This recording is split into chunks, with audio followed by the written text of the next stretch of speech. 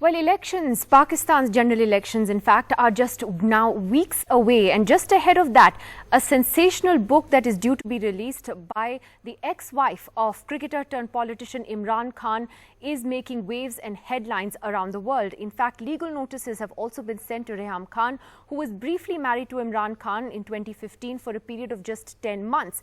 The book has generated a lot of controversy. At least what has been leaked into the media has certainly generated a lot of controversy. And many believe the timing of its release has been done deliberately to coincide with these general elections that have a huge bearing on Imran Khan's own future. Joining us on NDTV today is Reham Khan from London via Skype. Reham Khan, thank you for joining us. Can I first ask you why you decided to write this book? What was it that prompted you to do it?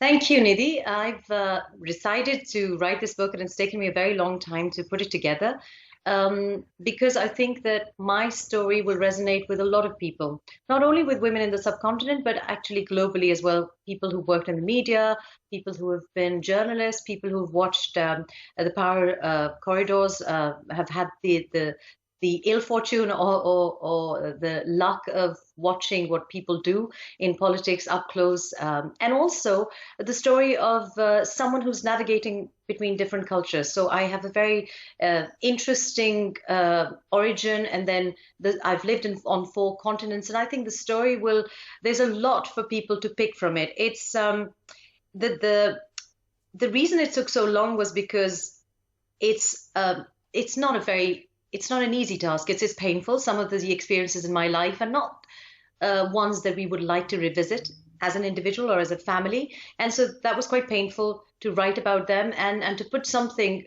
together, which is sort of, it's a huge task. It's not very easy to get into the system as well. And I don't have the backing that people think that I have. So it's taken this long to put it together, and it's still work in progress, actually. So we've not announced a book yet. The book has not been published.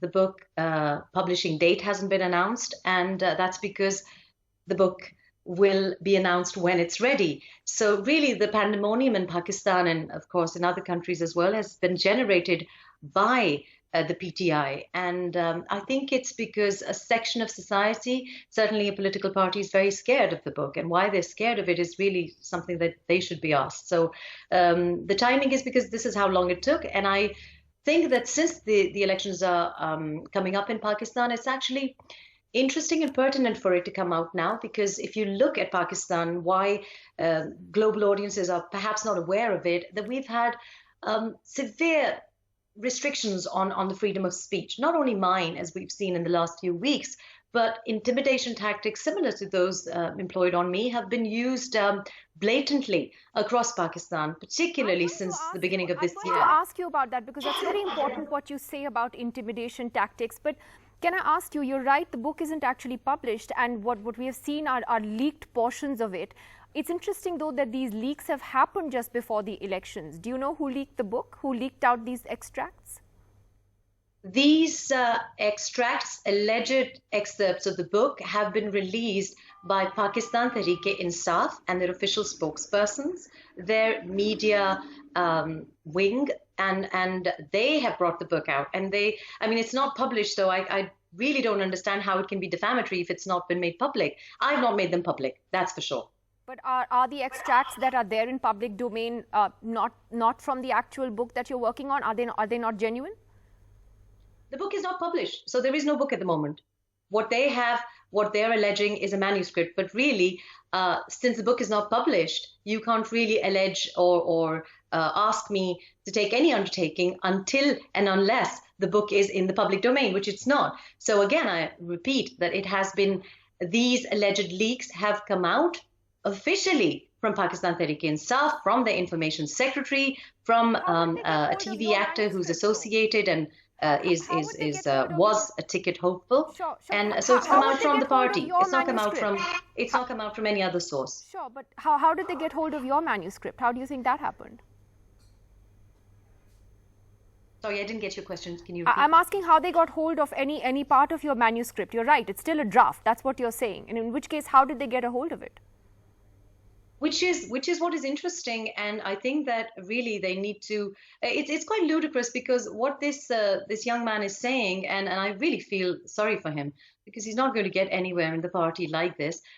He is alleging that I've written something in my diary, and he has information that is defamatory to him. He's been very descriptive about this defamation, alleged defamation.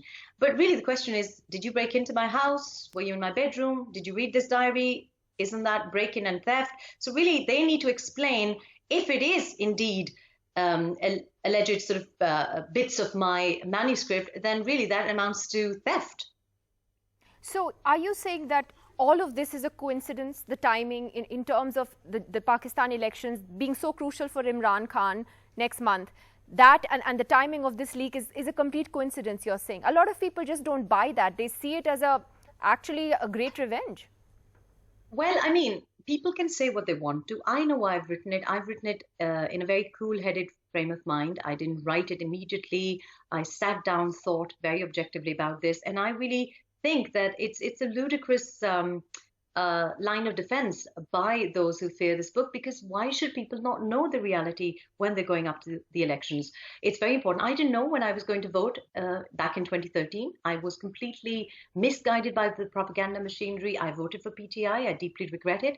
And I think people need to know. People need to know about everyone who is contesting in these elections, and anything that I know, I think it's important for me to say that. So it's not coincidental as such, because they've leaked it. So any pressure on me to reveal this book is actually because of the PTI, because I repeat, I wasn't prepared. I'm still not prepared.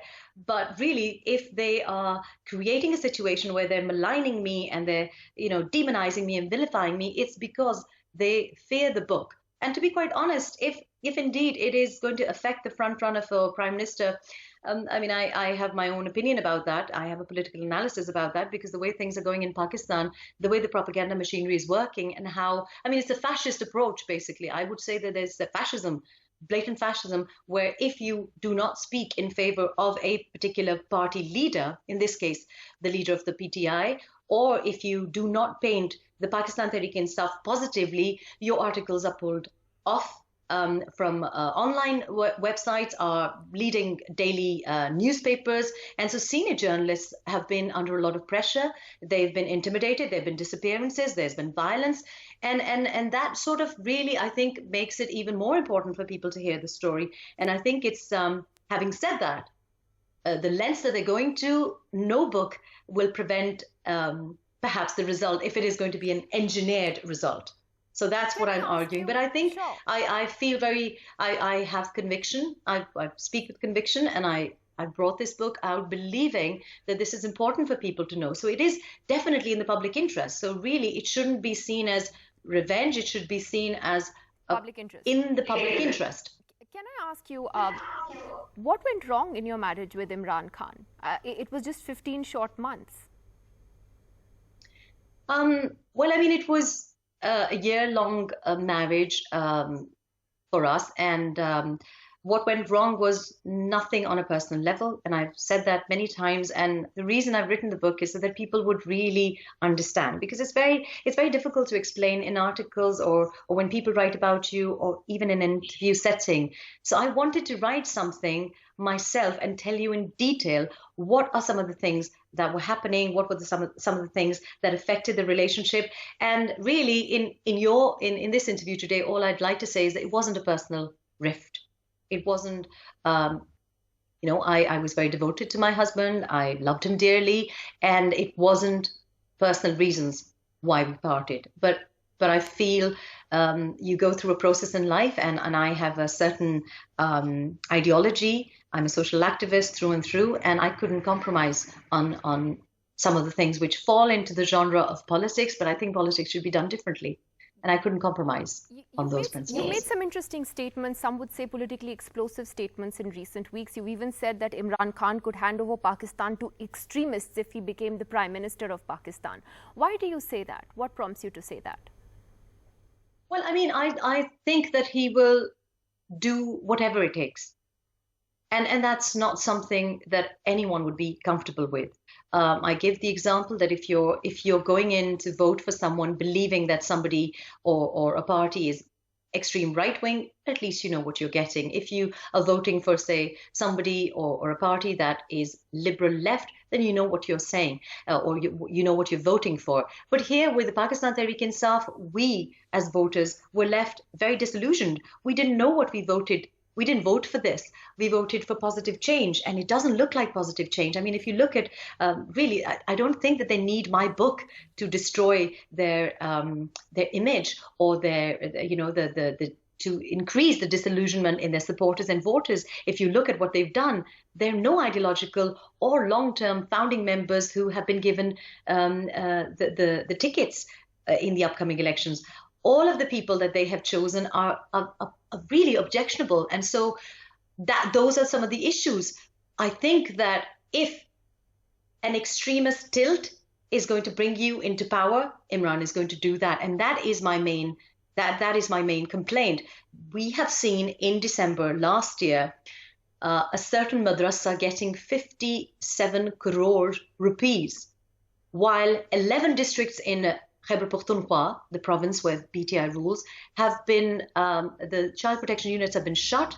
Budgets for education, particularly girls' schooling, have been cut. 42 schools in Kohistan have been shut down, and they have quoted budget restrictions. So where do they get this budget for Madrasa Haqqaniya? And then it's been upgraded to a degree college. On what basis? And just in the last week, we've seen that Maulana Samiul Haq's son has got a ticket from the PTI from Nowshera, the chief minister's hometown. So, all of these things make me very nervous, make a lot of people nervous who want to see change in Pakistan, positive change in Pakistan. And this is not the ideological positive change that we voted for. Sure. But can I ask you, you're facing a very strong legal challenge already to this leaked manuscript. A spate of lawsuits, I think, are coming your way. And one of them is possibly going to be by Jemima Khan, Imran's first wife, who said that she doesn't believe anything that you've written in those transcripts that have been leaked, that it's all nonsense, and that she will sue you if it's published in the UK. You see, again, I repeat, nothing has been published. So if it's not in the public domain, how I was taught was that defamation is something which is published, which is broadcast. Up until now, anything that has been broadcast by these individuals associated with PTI, not by any member of my team, not by myself. And so I think this amounts to intimidation. I think it's just people fearing, and a lot of lobbies already proactively taking preemptive action, and they've actually gone on air and said that this is what they're doing. They want to dilute the message of this book. They want to vilify me, demonize me, make sure people don't believe this. So, I mean, I'm not really, I wouldn't even wish to comment on that, because it's something which is up in the air. And I think it's very typical of things, particularly in the subcontinent. You see, the sort of things that they're saying about me on TV are expected. I'm not surprised by it. I mean, some of the language that they're using. Can I sort of be the devil's advocate here and say, is it fair necessarily to talk talk about other people's? Women have always been silenced in our culture. No, and I fair think enough. for a You have a point. But if I can be the devil's advocate and ask you if it's fair to sort of write about, and this is hearsay, to make allegations about people's sex lives, what they do in their bedrooms, what they did with their wives, etc. I think the question is, it is at the end of the day hearsay. It's your version, not necessarily their version of how things played out. Is that fair to do in a sort of tell-all way? Well, I mean, one thing which I need to make clear on your program is that, you see, what somebody does in their bedroom should be none of my business or your business or anyone's business. But you see, when those antics are connected to merit, when they're connected to someone's ability to govern, or lack of ability in this case, then of course it's public interest. So when I talk about anything in my book, it is certainly very clearly put there, because I am saying that you can have, I mean, it's not something that, if a husband is cheating on his wife, or somebody's having, extramarital affairs, or indulging in activities which are perhaps not suitable for Pakistan or for Muslim society. But it's important when merit is compromised because of those antics. And that is what is argued in the book.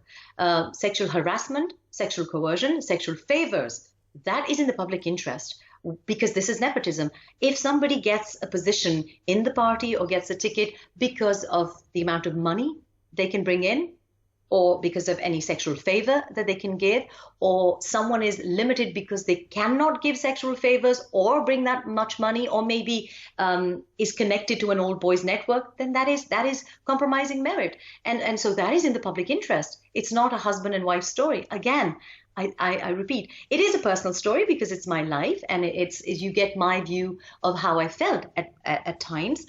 But the things which you are referring to, I think they need to be said. You also must bear in mind that we in Pakistan, this is the Islamic Republic of Pakistan, we have Article 61, 62, 63, which has been contested, and people have been removed on those bases. And yes, someone just to tell out Indian there, viewers again, Imran, those are articles that expect Pakistani politicians to be morally upright and etc. But sorry, Reham, just to ask you this again before we wrap this up, you know, you're right. If there's something that pertains to, say, sexual favors, sexual, sort of favors in return for tickets, etc., and that's an allegation you are making, which the other side is denying. Now, if that is true, of course, it certainly has to be brought out. But for instance, some of the things that have come out that Imran, is a homosexual. I mean, how is that? How is his sexuality relevant, or should it be relevant at all, if that's true? Again, this is what they have leaked. So you've not read the book. And the reason I wrote the book was because I expect and hope that people will read cover to cover and will understand. The book is not about Imran. The book is about my life and people who I've encountered in my life, and I have shared my experiences. It's actually an expose of me as a daughter, as a wife, as a parent. And I think that my experiences may help some people who wish to take. So if you read it with an unbiased, pair of glasses, then you are going to get the message very clearly.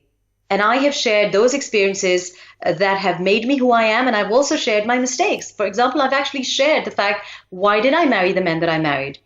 And why that should be something that girls should be made aware of. And we are not made aware of those things. Even when we're well educated from privileged backgrounds, certain things are not taught to us. And even corporate women in the corporate sector, professional women, can make mistakes. And so it's really my expose, not an expose about other people.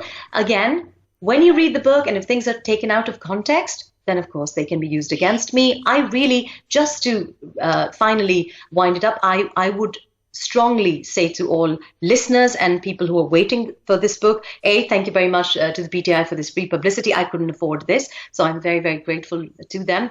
But also that you have to understand my reasons behind writing this book. My motivation is very clearly to improve awareness and to suggest where we go wrong as human beings. So it has been written with in very good faith, and I believe that people, when they read it from cover to cover, they will understand not only me, but more importantly, their own lives. And when they go to vote, it will be helpful. All right. Well, at least you're honest about that you believe that you think that this is a book that is important in public interest, especially because you have general elections coming up in Pakistan. Reham Khan, let's see where this leads us. Thank you for joining us on NDTV this evening, and good luck to you. Thank you. Thank you, Nidhi.